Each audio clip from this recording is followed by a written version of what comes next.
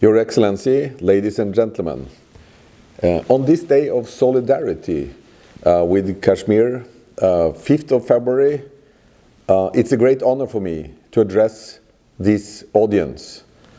And I'm honored to know that so many personalities have spoken on this day since 1990 to mark the denial of fundamental rights for the Kashmiri people. We have to stand up and protest when it comes to the matter of self-determination for the Kashmiri people. It's more than 77 years ago that the Kashmiri people was promised this fundamental right to define their own future. And this was not only the Security Council of the United Nations, it was also Prime Minister Nehru of India who made this pledge. The Kashmiri people will have the right to self-determination. So it's a sad day in a way that we have to speak 77 years after about this lack of this right. But the situation grew worse almost 5 years ago when Indian troops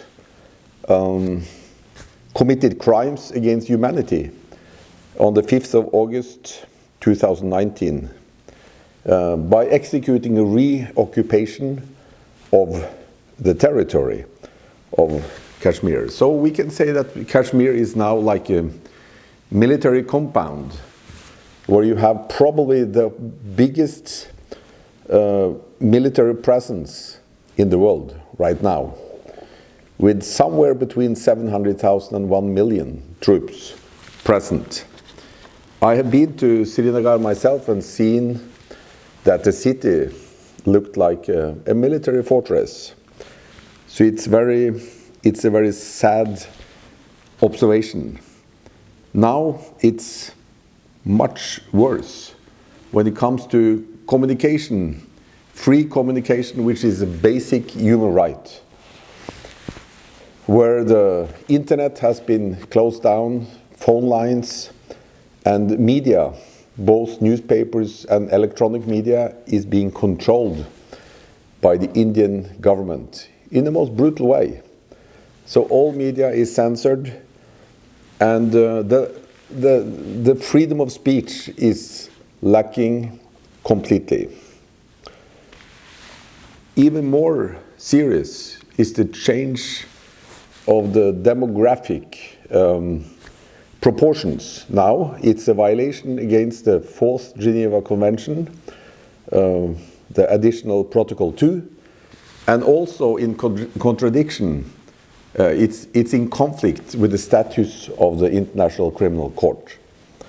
So now, so far, 4 million Hindus have been moved into Kashmir, and actually now they get domicile certification and the right to settle down. They get land, they get new opportunities which didn't exist before, because this is disputed territory.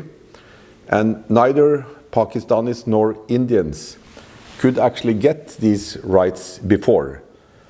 But India is committing crimes by allowing this massive change of the demography to take place.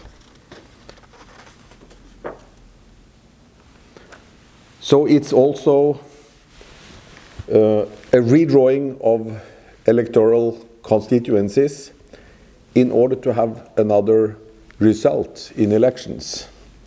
So it seems like the big purpose is Hindu Rashtra, a Hindu state, which is artificially creation of something which in reality doesn't exist.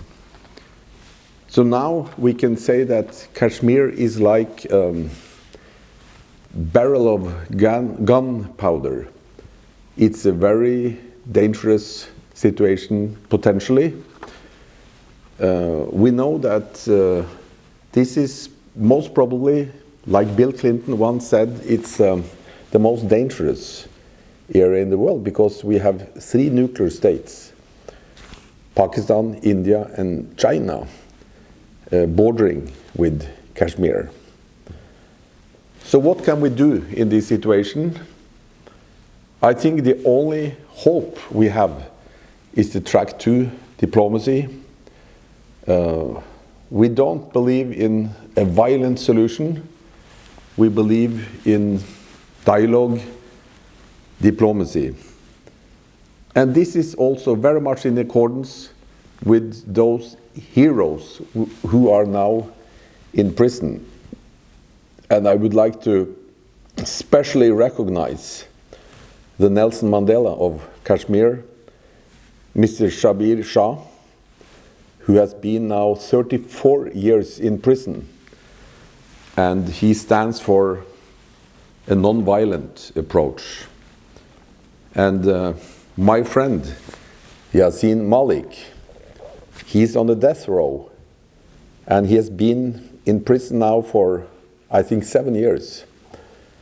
And it's interesting that Yasin Malik, he has read the writings of Mahatma Gandhi and has been convinced that the road forward is non-violent.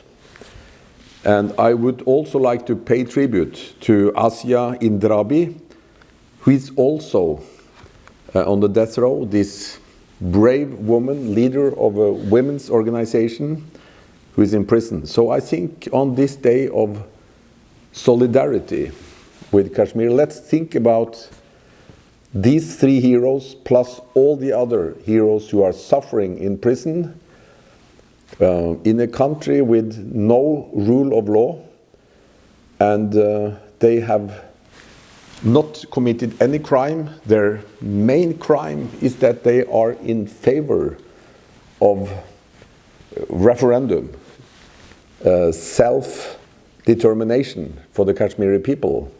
And that is actually a principle that India stood for already 77 years ago. Now it's a crime, and we have to stand up and protest. So my hope on this day is that we could together get the Kashmir conflict up on the foreign policy agenda in every main capital in the world. The global situation is now focused on some wars like Gaza, Russia, Ukraine, and some other wars. And it's a tragedy that the Kashmir is being forgotten. So let's pool our efforts and resources now in order to make the international community listen to the very important voices from Kashmir. Thank you very much.